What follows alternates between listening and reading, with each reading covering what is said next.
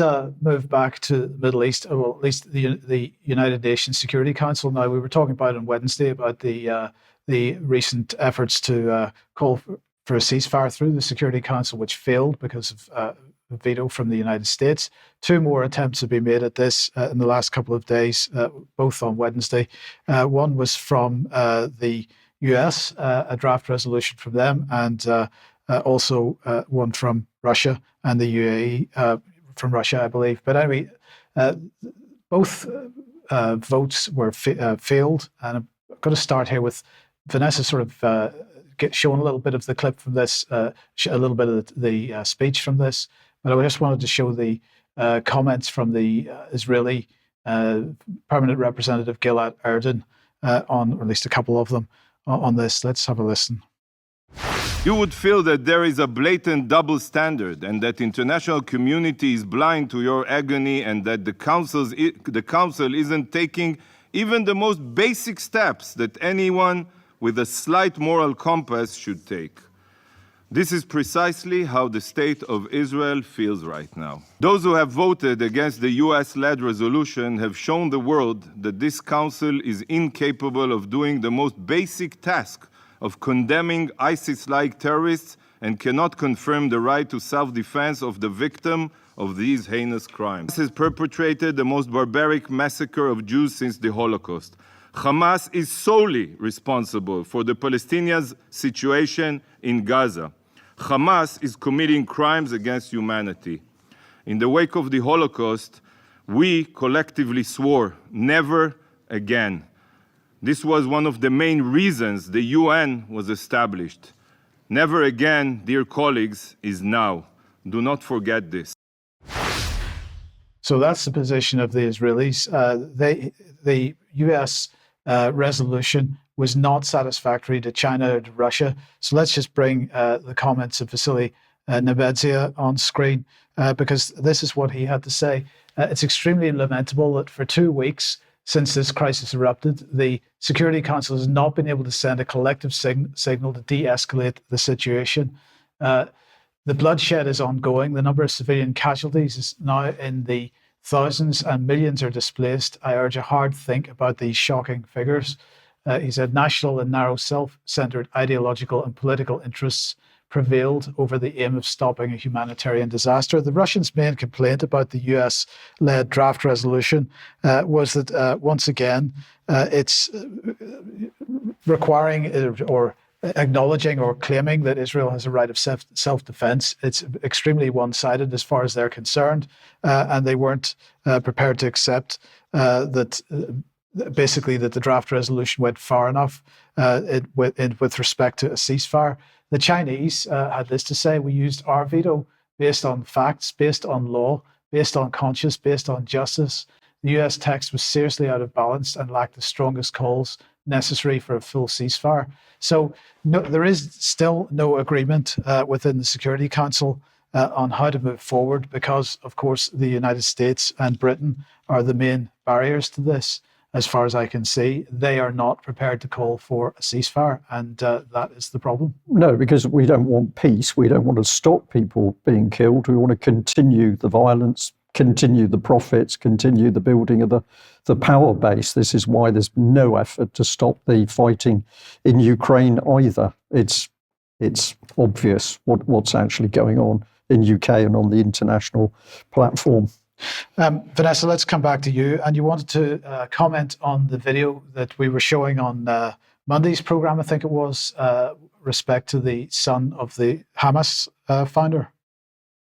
Yeah, well, I mean, what I found very interesting is that interview coincided almost perfectly with Israeli President Isaac Herzog putting out this extraordinary claim that during the attack on the 7th of October, Hamas just happened to drop leaflets showing how to put together chemical weapons.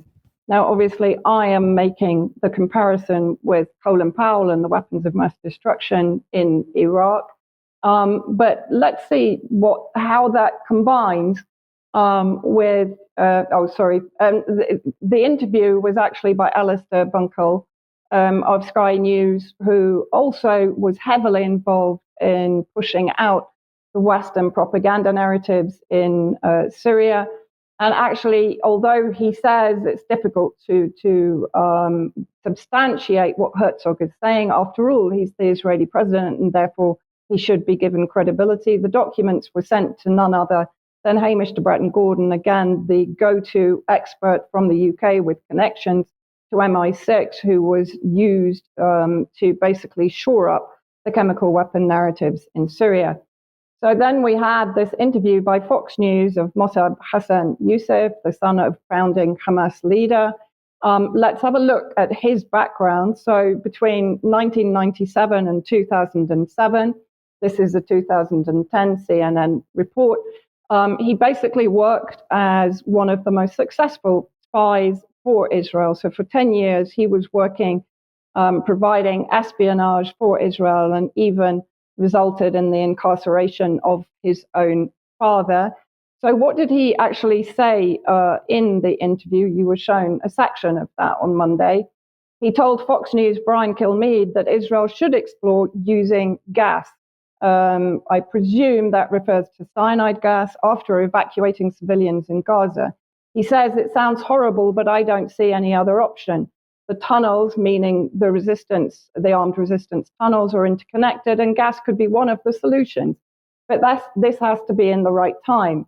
We cannot just rush into Gaza. Note that he used the term we, which suggests that he's still working or still perceives himself as an ally of Israel.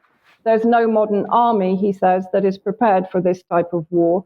And most importantly, we need to get the civilians out of the picture, which I presume means evacuating them into the Sinai, as that has been demonstrated to be the plan of many of the government officials in Israel. As long as there are civilians there, then the operation might be incomplete, he said. Now, I tweeted this out and I suggested that this could potentially lead to a false flag. We have a very familiar claim that chemical weapons are being used by Al-Qaeda. I find that doubly interesting because Israel is known, it's documented, that they supported, they funded, they armed, and they provided hospital treatment for Al-Qaeda in Syria. And yet here suddenly we have claims that Al-Qaeda did have access to chemical weapon manufacturing ingredients, which has not really been fully admitted before, particularly by Western officials who've been promulgating the Syrian government chemical weapon attack use narrative. So Clayton Morris, formerly of Fox News, now of Redacted, actually spoke to Larry Johnson about the potential for a false flag where potentially gas of any kind could be used against, for example, Gazan civilians and then blamed on Hamas. A few days later, an article came out in Middle East Eye, which again has the headline, Israel-Palestine War. Israel plans to flood Hamas tunnels with nerve gas, source says. So let's see what that source says. Palestinian groups expect Israel to flood Hamas tunnels with a type of nerve gas or chemical weapon under the surveillance of US Delta Force commandos as part of a surprise attack on the Gaza Strip. Israel and the US hope to achieve the element of surprise in order to penetrate Hamas tunnels, rescue an estimated 220 hostages, and kill thousands of soldiers.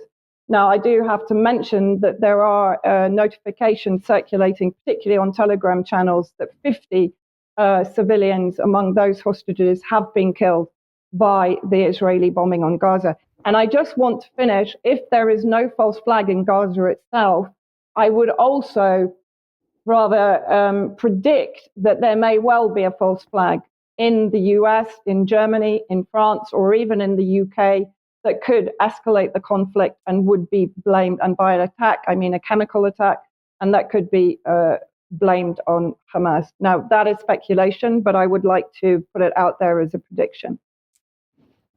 Okay, Vanessa, thank you very much for that. Well, I'm going to jump back to the BBC, and I was extremely interested in this little article that was up sort of 24 hours ago.